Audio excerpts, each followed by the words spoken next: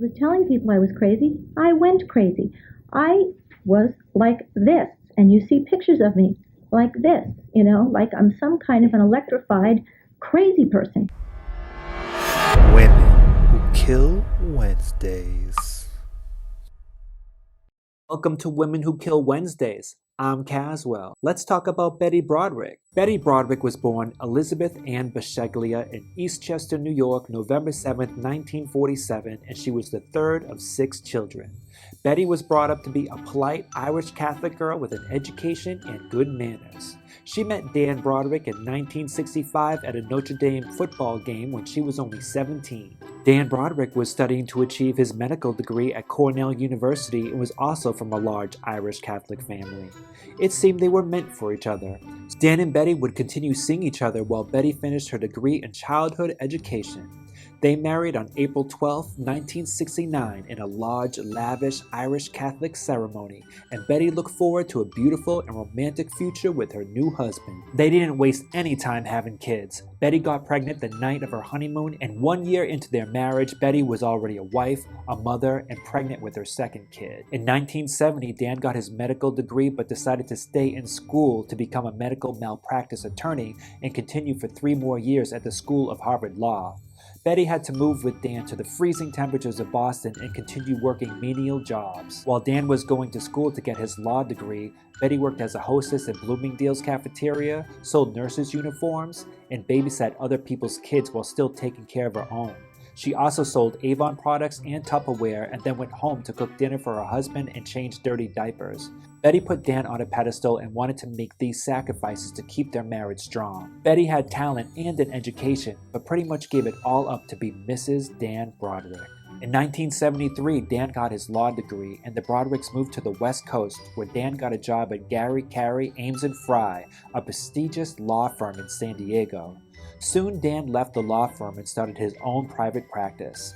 Once he started making 6 figures a year, he moved Betty and their 4 children, 2 boys and 2 girls, into a bigger house in La Jolla.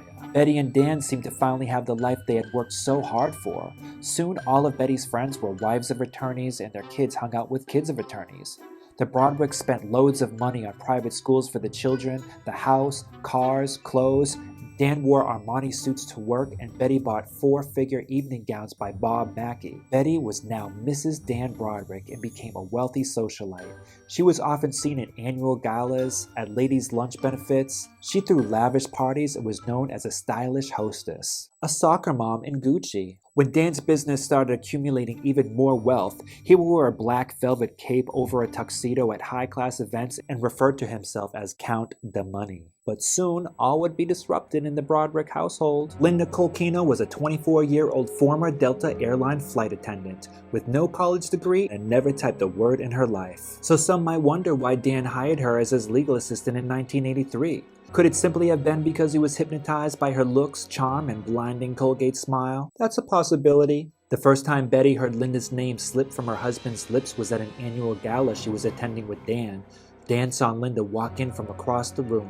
And even with his wife of 15 years clutching his hand, Dan was so fascinated by Linda, Betty heard him say under his breath, "Wow, she's beautiful." It was during this time Betty noticed Dan was becoming more withdrawn from her and going through a crisis of midlife proportions. Besides Dan spending more late nights at the office, according to Betty, Dan bought a red sports car, switched up his cologne, wore designer sunglasses, and got a nose job. Betty bought every self-help book under the sun on how to save a failing marriage. She took aerobics classes, started getting her hair and nails done regularly, and bought sexy lingerie to appear even more attractive to her husband. But no amount of Jane Fonda workouts or Agent Provocateur lace panties could save her million-dollar yacht from sinking. When Betty found out that Dan had hired a legal assistant, at first she was elated. Now Dan would be able to spend more time with the family. But when Betty found out that his new assistant was the lovely Linda Colkina, she was overcome with suspicion. Of course, Betty demanded that Dan fire her immediately, but he refused. Betty started accusing Dan of having an affair, but Dan had an excuse for everything. He would gaslight Betty and claim her accusations were stemming from her own insecurities, and apparently his manipulation tactics were very persuasive. On Dan's 39th birthday, Betty went to Dan's office to surprise him with a chocolate cake and a bottle of Dom Perignon. But when Betty showed up, she was the one in for a surprise. When Betty opened his office door, she found birthday decorations already hung up, partially eaten cake, an empty bottle of wine, and 2 wine glasses, one with Linda's lipstick on it. Betty also found framed pictures of Dan and Linda together all over Linda's desk. Dan's secretary told Betty that Dan and Linda were out to lunch and asked if she could leave him a message. But Betty said, "No, I'll wait." Betty sat there waiting in Dan's office chair for 3 hours until she decided to go home. When Betty got home that night, she torched Dan's entire wardrobe in a bonfire she set in the front lawn. Dan filed for divorce and soon moved into a house bought in the affluent San Diego suburb of Balboa Park. The whole concept of getting a divorce perplexed and enraged Betty. As far as Betty was concerned, her and her husband took the oath till death do us part, and they were supposed to take that oath seriously. She did her part as a wife and mother and made countless sacrifices, including giving up her career and taking care of her and Dan's children so Dan could finish his education and be the breadwinner. So in Betty's mind, Dan was breaking the deal, and a scorned woman's escalating rage is unrelenting, but Betty was still obsessed with getting her husband back. Betty started to drop the children off at Dan's house one by one. She figured once Dan realized the difficulty of taking care of kids, he would run right back into her arms, but no, he just got a nanny. Betty became more and more hostile. She would stop by Dan's house when he wasn't there to visit the kids, and when Dan told her she wasn't welcome, she threw a wine bottle through the window, smashed a few mirrors. One time she snuck over to Dan and Linda's house while they weren't there and spray painted an entire room black. She also smeared his bedroom with the Boston cream pie, and also made sure Dan and Linda were greeted by vulgar messages on their answering machine when they got home from work. A message to head and the You have one hell of a nerve dumping the kids here on the sidewalk and zooming away without making any attempt to communicate with me about my plans for the weekend. And the fact that Betty had to hear Linda's voice on the answering machine every time she called to check up on her kids got her so frustrated she punched a hole in the wall. The more she tried to talk to Dan, the more she violated her court order and put herself in the hands of the law. Dan didn't want to talk to her, didn't want to see her, didn't want to hear her voice. He started to charge Betty by subtracting from his monthly payments every time she did something that inconvenienced him. $100 for every curse word she used, $200 anytime she stepped on his property, $500 if she entered the house, and $1,000 if she took the children without his permission. One month she broke so many rules that she ended up owing him money. Now keep in mind, Dan was the president of the San Diego Bar Association and knew how to work the system like the back of his hand. He obviously had a lot of leverage based on his knowledge of the law and his contacts in the legal community. He made it hard for Betty to find adequate legal representation and navigate her way through the legal loopholes. Then the day came when Dan sold the family home without Betty's consent, and Betty was so possessed with anger, she drove her Chevy Suburban onto his front lawn and through the front door of his house. The police showed up and took Betty away, and she ended up spending 3 days in a mental health facility under psychiatric observation. The divorce was finalized on January 1989. Betty lost custody of the children, which had her seething, and even though Dan was now a millionaire, Betty only received a settlement of $28,000 on top of her monthly alimony. Due to the California no-fault divorce bill established by Governor Ronald Reagan in 1969, it made it easier for men to walk away from a divorce financially unburdened. It was probably no coincidence that 2 months later, Betty purchased a nickel-plated Smith & Wesson .38 caliber revolver and would claim she only bought it to protect herself from Dan. Dan and Linda married on April 22, 1989 at their Balboa Park home. Betty was infuriated when she found out that Linda used the same stationery and wedding photographer that Dan and her used for their wedding. And Betty's blood started boiling like lava when she found out that Linda was using the wedding china from Betty and Dan's wedding 15 years earlier. Dan and Linda were so worried about Betty showing up to the wedding that they hired security guards, and Dan was asked to wear a bulletproof vest. People close to Betty would say to her, "Just take the alimony and move on with your life." But to Betty, it wasn't only about the money, it was about the rejection. How could Dan so casually throw away 15 years of marriage and dedication? Betty had sacrificed her future potential and her degree to be Dan's devoted wife and help him meet his professional goals so that they could have a happy family and she could be Mrs. Dan Broderick. She felt that Linda was now the younger, more beautiful replacement. And why should she get to reap the rewards of all Betty's hard work and commitment that allowed Dan to become the success he is today? It wasn't fair. But life isn't fair. She was no longer a wealthy wife and stay-at-home mom that wore Bob Mackie and threw down the Black American Express card at every counter in Saks Fifth Avenue. No more fancy luncheon parties or high society events for Betty. Betty was no longer Mrs. Dan Broderick. According to Betty, she was now Mrs. Nobody. Betty's life started falling apart, like a mint Milano cookie getting dunked in hot chocolate. And just like that mint Milano cookie, her life sank to the bottom. November 4th, 1989, Betty received a letter from Dan threatening to take her back to court and never letting her see her kids again. The next day, on November 5th at 5:30 a.m., Betty put the .38 revolver in her purse and drove to Dan and Linda's house using the key she stole from her daughter. She opened the back door and crept away up the stairs and down the hall into their bedroom. As Linda started to come out from her sleep and sit up, Betty immediately shot her twice, once in the chest and once in the head. She died instantly. Dan was struck in the chest while reaching for the phone and had a much slower death. Betty pulled the phone out from the wall to prevent him from calling the police. According to Betty, Dan's last words were, "Okay, you shot me. I'm dead." Betty left the house and called her daughter Lee to tell her what had happened. And later that day, Betty turned herself in to the police. And so the trial began. There was a lot of public interest in the case and started to make headlines around the country. Betty's defense was that of battered women's syndrome, claiming quite effectively that she was driven over the edge by years of psychological, emotional, and mental abuse at the hands of her philandering husband. She claimed she just wanted to go there and only took the gun to force them to listen to her since Dan had stopped answering her calls. Betty Broderick first went on trial in October 1990 for the murders of Dan and Linda. During the trial, her two daughters, the eldest of her four, Kim and Lee, 19, took the stand and testified about their parents' relationship and what their mom had said to them after the murders. She went to the garage and grabbed a can of gasoline and poured it all over him. And it was a huge pile of things. And all of the underwear, she dumped it out of the drawers of the balcony as well. And then she lit it with gasoline, and then she went and got black paint and poured it over all the ashes. 19-year-old Lee Broderick received a call from her mother the morning of November 5th, the day Daniel Broderick and his new wife Linda were shot to death.